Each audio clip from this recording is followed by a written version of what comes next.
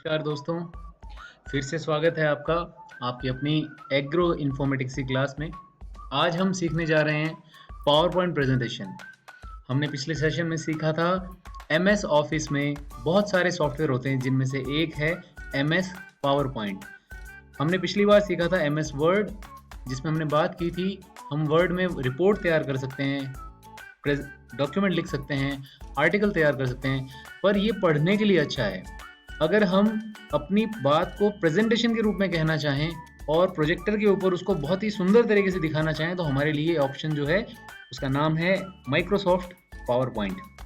तो जब हम माइक्रोसॉफ्ट पावर पॉइंट को अपने डेस्कटॉप पे राइट क्लिक का बटन दबा के माउस से न्यू में माइक्रोसॉफ्ट पावर पॉइंट रन करते हैं तो हमारे पास ये स्क्रीन आती है जो आप अपनी स्क्रीन पर देख रहे हैं। इस स्क्रीन पर जैसे लिखा हुआ है click to add first slide, तो जैसे ही आपको पहली स्लाइड क्लिक करनी है तो आप क्लिक करें, यहाँ पर आपका पहली स्लाइड स्टार्ट होगी। तो देखिए ये पहली स्लाइड में आपको यहाँ पर जो भी लिखना है, जैसे how to learn PowerPoint bye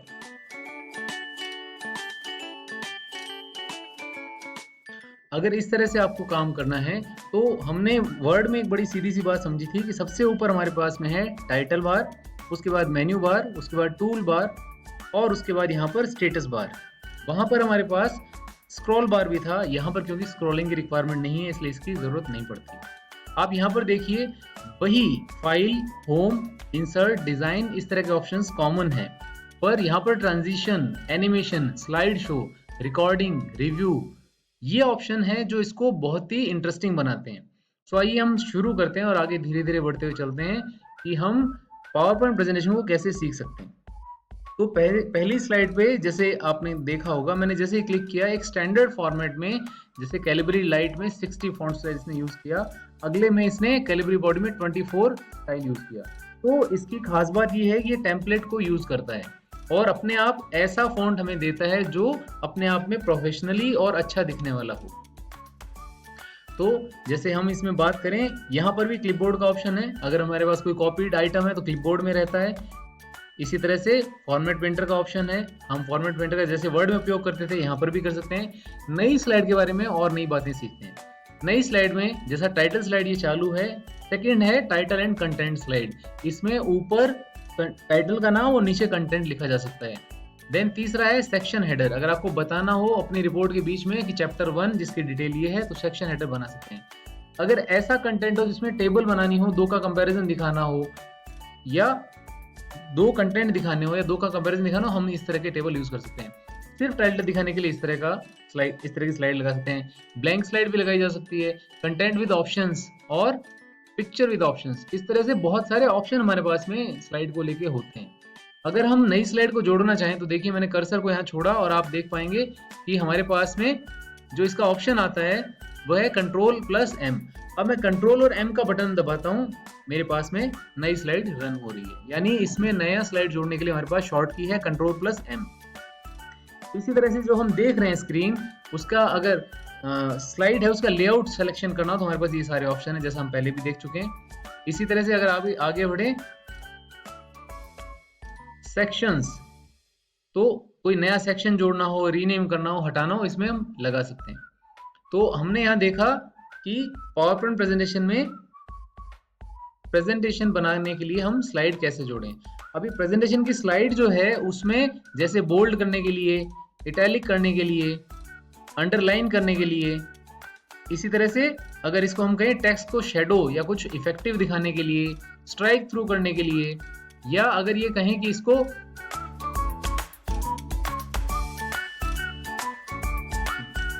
जो आपका वर्ड है उसके प्रॉपर शेप को अगर आपको टाइटली लिखना है, वेरी टाइटली, या इस तरह से आप किस तरह से उपयोग करना चाहते हैं उसके हिसाब से आप इसको स्पेसिंग को यूज भी कर सकते हैं।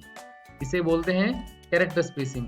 यहाँ पर हमारे पास में आता है ऑप्शन केस का, जैसा कि वर्ड में भी था हमारे पास sentence case, lower case, upper case, capitalize each word और टॉगल केस। सो आइए इस केस को हम एक बार फिर से समझते हैं। फॉर एग्जाम्पल हम लिखते हैं college of agriculture Shri Ganganagar. अब इस वाले जो वर्ड है इस पे हम अलग अलग केस लगाते हैं। तो सेंटेंस केस में पहला अक्षर बड़ा और बाकी सब छोटे। दूसरा लोअर केस में सभी छोटे, अपर केस में सभी बड़े, कैपिटलाइज इस वर्ड में पहला अक्षर बड़ा। चूंकि मैंने COA को कैपिटलाइज में ही लिखा इसलिए कंटिन्यूशन में है, और टॉगल केस में पहला अक्षर छोटा और बाकी सभी बड़े। इस तरह से हम यहाँ पर इसको समझ सकते हैं। इसी तरह हम बात करें, अगर मैं फॉन्ट साइज बढ़ाना हो तो control plus shift plus increase का बटन, तो मैं यहाँ पर ट्राई करके देखता हूँ। Control plus shift plus increase का बटन, यहाँ फॉन्ट साइज बढ़ रहा है। इसी तरह control plus shift plus decrease का बटन, तो ये घट रहा है। तो आप चाहें तो इसे यहाँ से क्लिक करके भी कर सकते हैं। जब आप जिसको बार बार क्लिक करेंगे यही रिजल्ट देगा, इसको बार बार क्लिक करने से रिवर्स रिजल्ट देगा। अगर आप प्रीवियस फॉर्मेटिंग हटाना चाहते हैं, बाय डिफॉल्ट लगाना चाहते हैं, तो इसको क्लिक कर सकते हैं। अगर आप इसको कलर देना चाहते हैं फॉन्ट्स को, तो मान लीजिए मैं इसे ब्लू कलर देना चाहता हूँ, ये ब्लू कलर। इसी तरह से हमने एक नई चीज सीखी थी वर्ड फाइल में भी, हाइपरलिंक। तो कंट्रोल प्लस के, यहाँ पर भी हम हाइपरलिंक का उपयोग कर सकते हैं। अगर हम हाइपरलिंक में यहाँ पर किसी URL एड्रेस को देते हैं तो हमारी वेबसाइट को जोड़ता है। अगर किसी दूसरी PPT जोड़ते हैं तो हाइपरलिंक वह कमांड है जो एक तरह की फाइल को सिमिलर या दूसरी तरह की फाइल से जोड़ता है। वो अगर पावर पॉइंट को पावर पॉइंट से, पावर पॉइंट को वर्ड से, पावर पॉइंट को एक्सेल से, पावर पॉइंट को एक्सेस से, पावर पॉइंट को किसी भी वेबसाइट से, या आप जो भी रिसोर्स जानते हैं जो आपकी कनेक्टिविटी में हो सकता है, उसे लिंक करता है। अगर इसका लिंक ऐड ऑन करना हो तो यहाँ पर हम उसको उपयोग कर सकते हैं। यहाँ जैसे अगर मान लीजिए मैं राजस्थान एग्रीकल्चर यूनिवर्सिटी बीकानेर का क्लिक यहाँ पर करता हूँ और मैं इसको ओके करने के बाद अगर मैं इसको रन करता हूँ, तो आप देखेंगे कि जब ये रन होता है तो नॉर्मल कर्सर से इसका साइन चेंज होता है। देखिए हाथ का निशान बनता है, और जैसे मैं इसे क्लिक करूंगा तो ये मुझे अपने आप इसकी, हमारी जो SKRU की वेबसाइट है, एग्रीकल्चर यूनिवर्सिटी की वेबसाइट बीकानेर की, उस वेबसाइट पर ये लेके जाएगा। तो इस तरह से हम हमारे जो भी डॉक्यूमेंट है उसको हाइपरलिंक करके उससे सिमिलर या डिसिमिलर तरह की फाइल से कनेक्ट कर सकते हैं। तो देखिए हमारी वेबसाइट शुरू हो चुकी है। सो इस तरह से बहुत ही सरल तरीके से हम समझ सकते हैं कि हाइपरलिंक फंक्शन किस तरह करता है। आइए हम इससे बाहर निकलते हैं, आगे फिर बढ़ते हैं इसी में आगे। तो हमने हाइपरलिंक समझा, अब हम समझते हैं इसी में जैसे बुलेट्स हैं, नंबर्स हैं, ये सारी बातें जो हमने वर्ड में भी उपयोग करी थी, ये सारे फंक्शन यहाँ पर भी। यहाँ पर अलाइनमेंट हमने देखा था, तो लेफ्ट अलाइंड जो भी बाय डिफॉल्ट है, सेंट्रल अलाइंड, राइट अलाइंड और जस्टिफाइड अलाइंड। अब जस्टिफाइड और राइट अलाइंड में डिफरेंस कब समझ में आता है? जब हम इसका पूरा टेक्स्ट लिखते हैं, तब हमें समझ में आया। जैसे मैं आपके लिए एक लाइन लिखना चाह रहा हूँ यहाँ पर, इंडियन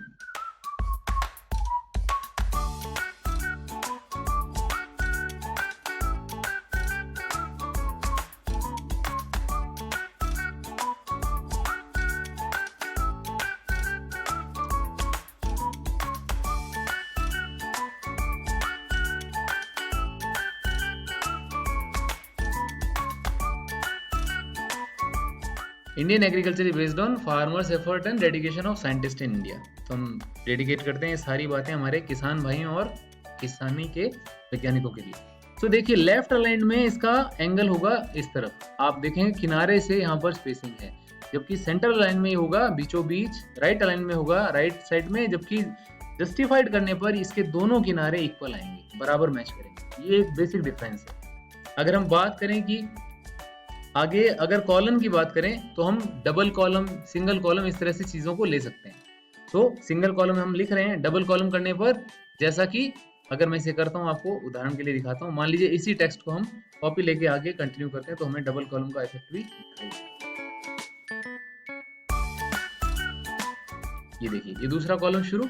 अगर मैं इसी की बात करूं, इसे सिलेक्शन लेने के बाद में हम बात करते हैं ट्रिपल कॉलम, तो देखिए 3 कॉलम, इस तरह से ट्रिपल कॉलम भी हम उपयोग कर सकते हैं। मैं इसे अंडू कर देता हूं ताकि हम आगे बढ़ें, और इसे करते हैं जस्टिफाई। तो इस तरह से हम क्या कर सकते हैं, अब इंडेंटेशन है, लाइन स्पेसिंग है, मान लीजिए 2 लाइन के बीच में 1 लाइन का स्पेस, 1.5 लाइन का स्पेस, 2 लाइन का स्पेस, 2.5 लाइन, 3 लाइन, या आप जो भी स्पेस देना चाहें वो यहाँ पर आप मैनेज कर सकते हैं।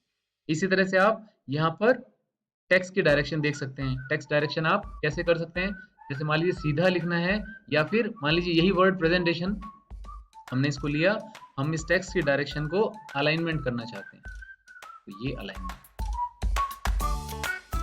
तो इस तरह से आप इसको ओरिएंटेशन इसका चेंज कर सकते हैं, टेक्स्ट की डायरेक्शन। फिर हमने लिया, मान लीजिए आप इसका अलाइनमेंट 270 डिग्री रिवर्स हो गया, और अलाइनमेंट चेंज करना हो तो आप इसको वापस अपना, ये स्टैक्ड वे है इसका अलाइनमेंट का, आप अगर इसको हॉरिजॉन्टल रखना चाहें तो नॉर्मल वापस फिर से। तो इस तरह से आप अलाइनमेंट अपनी प्रेजेंटेशन डिजाइन करने के टाइम हमारी स्लाइड को इंप्रूव करने के लिए हमें काम देता है। तो आप देख सकते हैं इसके अंदर भी हमारे पास में ऑप्शन है अलग अलग डिजाइन बनाने का। तो मान लीजिए मुझे यहाँ पर एक रेक्टेंगल शेप बनानी है और इस रेक्टेंगल के अंदर मुझे एक सर्किल ड्रॉ करना है। मैं इनमें अगर अलग अलग कलर देना चाहूँ तो मैं अलग अलग कलर को उपयोग कर सकता हूँ।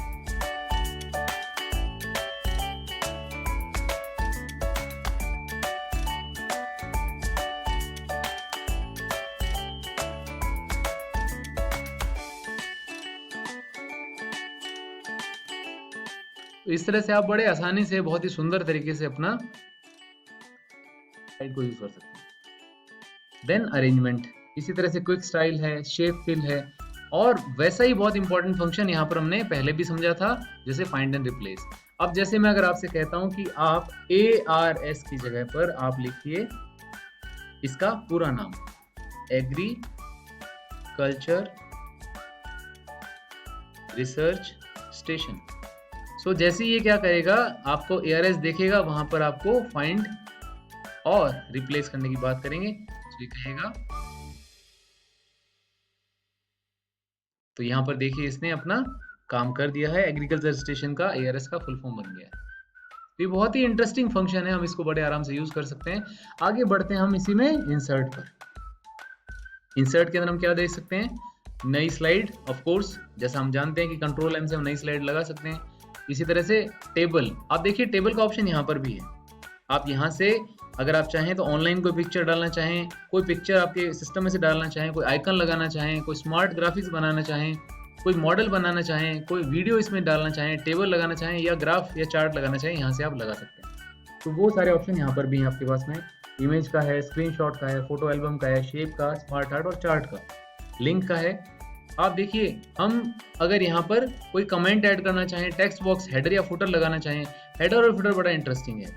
इसमें हम समझते हैं कि डेट और टाइम, क्योंकि प्रेजेंटेशन में ये चीज़ आए तो बहुत सुंदर लगती है और इफेक्टिव लगती है, और हेडर और फुटर के साथ साथ हम ऐड कर सकते हैं। जैसे फुटर में मैं लिखता हूँ मेरा नाम,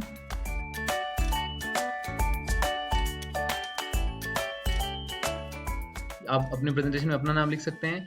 इसी तरह से अब अगर इसको हम अप्लाई टू ऑल करते हैं तो ये सारी स्लाइड्स पर ऐसा ही आएगा।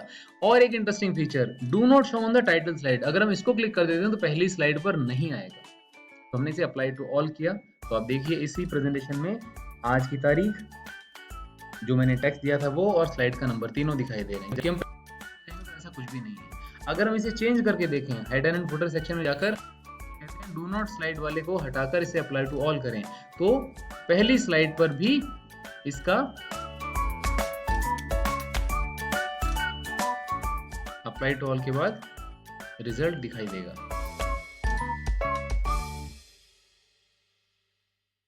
फुटर दिखाई देना चाहिए, स्लाइड नंबर दिखाई देना चाहिए, टाइम और डेट दिखाई देना चाहिए, और ये सभी पे लागू हो। तो ये अब आप देखिए पहली स्लाइड पर भी इसके रिजल्ट्स हमारे पास में।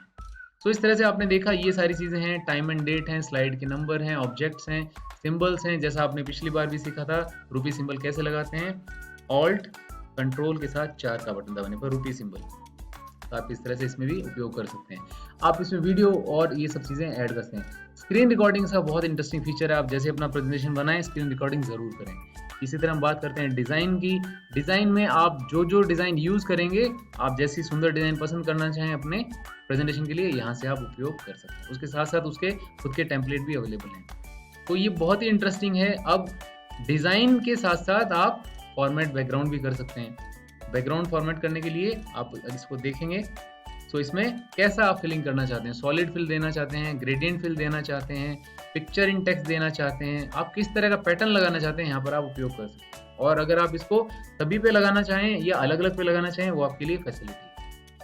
तो इस तरह से बहुत ही इंटरेस्टिंग तरीके से हमारे पास में ये सारे फीचर्स अवेलेबल हैं। आप इंडिविजुअल स्लाइड पर अलग अलग बात कर सकते हैं। क्योंकि ये प्रेजेंटेशन अभी बहुत सारे फैक्टर और मांगती है, तो मैं इसके बारे में आपको अगली प्रेजेंटेशन में फिर से बात करेंगे। अगली स्लाइड में हम सीखेंगे ट्रांजिशन क्या होता है, एनिमेशन कैसे लगाते हैं, स्लाइड शो रिकॉर्डिंग क्या होता है, और हम इसको रिव्यू करके कैसे कर सकते हैं। उम्मीद है आपने इसको बहुत अच्छे से सीखा होगा। आगे मिलते हैं। धन्यवाद।